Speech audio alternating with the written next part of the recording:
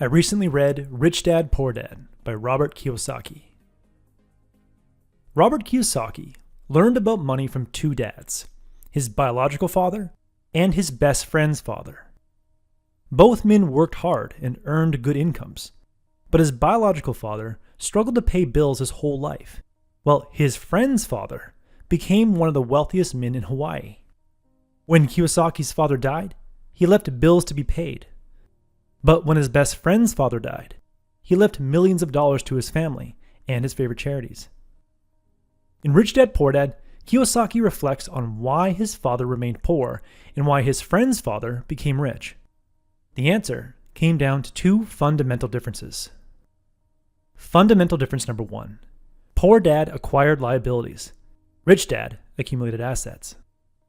When Poor Dad started his career, he saved up to buy a new house and a new car. Poor Dad assumed that a house and a car were assets, but like many middle-class people, he didn't understand the difference between assets and liabilities. Assets put money in your pocket, Kiyosaki says, and liabilities take money out of your pocket. It's that simple. Assets produce income, and liabilities create expenses. When Poor Dad bought a new home, he acquired new expenses: property tax, home insurance, home maintenance costs, and a mortgage. Most of Poor Dad's income went to paying down those expenses. Rich Dad took a different approach. Instead of using his savings to buy a house or a new car, he bought income-generating assets. Rich Dad invested in a construction company, 2 restaurants, and a rental property. Rich Dad gradually increased his asset column while keeping his living expenses to a minimum. He drove a beat-up truck instead of taking out a loan to buy a new truck. He lived in a modest home and paid as little rent as possible. When Rich Dad eventually bought a nice home and a nice car, he didn't pay for them. His assets did. The recurring income from his businesses and his rental properties took care of his new home expenses and car payments. Poor Dad worked for money. Rich Dad made money work for him.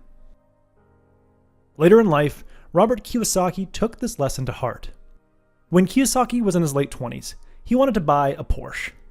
Kiyosaki was making good money as a Xerox salesman, but instead of using his sales commissions to pay the monthly Porsche payments, he used his commissions to make down payments on a few small rental properties. Kiyosaki only bought his dream car when he had enough income coming in from his rental properties to cover the monthly expenses from his Porsche. In the book, he says, once a dollar goes into your asset column, it becomes your employee. The best thing about money is that it works 24 hours a day and can work for generations.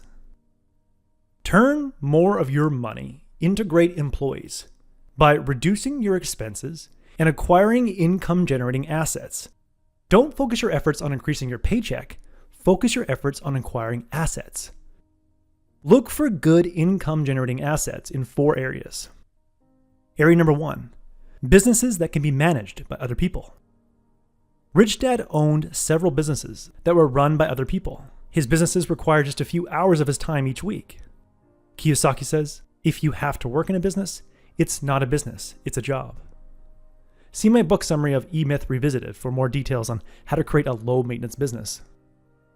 Area number 2, stocks and bonds that appreciate and pay dividends.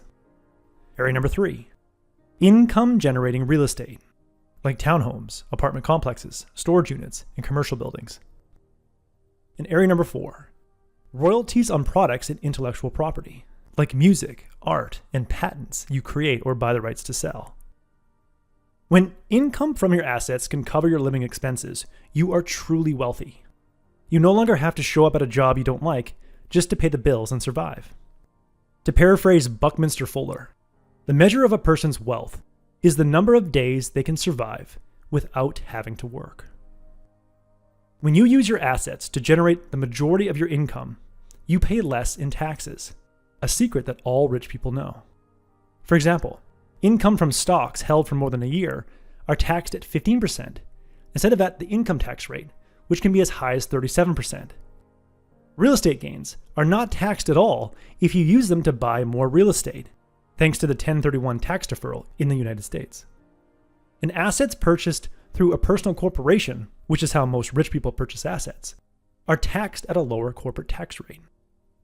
Knowing that income from assets is taxed lower than income from your job is just one example of the second difference between rich dad and poor dad. Fundamental difference number 2. Poor dad was a type 1 investor. Rich dad was a type 2 investor. Type 1 investors choose to be ignorant about investing. Type 1 investors are too, quote, busy to come up with an investment strategy. So they just keep their money in a savings account, which doesn't keep up with inflation. Or they give their money to a financial advisor who invests in high commission mutual funds. A type 1 investor is like someone who walks into a computer store and picks a PC off the shelf. A type 2 investor is someone who buys individual PC components and builds her own computer after extensive research online. Type 2 investors make time to learn about investing and constantly look for investing opportunities. A type 2 investor will learn how to invest in private startups before they IPO, or take the time to understand cryptocurrency and other markets that seem too confusing to type 1 investors. Type 2 investors know a little about a lot. Thanks to the wisdom passed down by Rich Dad, Kiyosaki became a type 2 investor. Kiyosaki studied housing markets and how to borrow money for rental property down payments without having to go through a bank. He also found rental homes in housing markets that were trending up and sold them for a significant profit 3 to 5 years later. For example, Kiyosaki bought a small rental property in Oregon when California was having a housing boom. Gradually, buyers in California started coming into Oregon and drove prices up. So Kiyosaki sold his property for a profit and used the money to buy a bigger rental property in Phoenix, which had a depressed housing market at the time, but was trending upward. Become a type 2 investor by developing your financial IQ. Use your spare time to understand economic cycles, emerging markets, business fundamentals, and finance in books, seminars, courses, and podcasts. When you have high financial IQ, your mind is able to see investment opportunities that other people can't see. As Robert Kiyosaki says, there is gold everywhere. Most people are not trained to see it. That was the core message that I gathered from Rich Dad, Poor Dad by Robert Kiyosaki. This book will help you develop a strong financial foundation and understand how to make money work for you. I highly recommend it. If you would like a one-page PDF summary of insights that I gathered from this book, just click the link below and I'd be happy to email it to you. If you already subscribe to the free Productivity Game email newsletter, this PDF is sitting in your inbox. If you like this video, hit that like button and share it with a friend. And as always, thanks for watching and have yourself a productive week.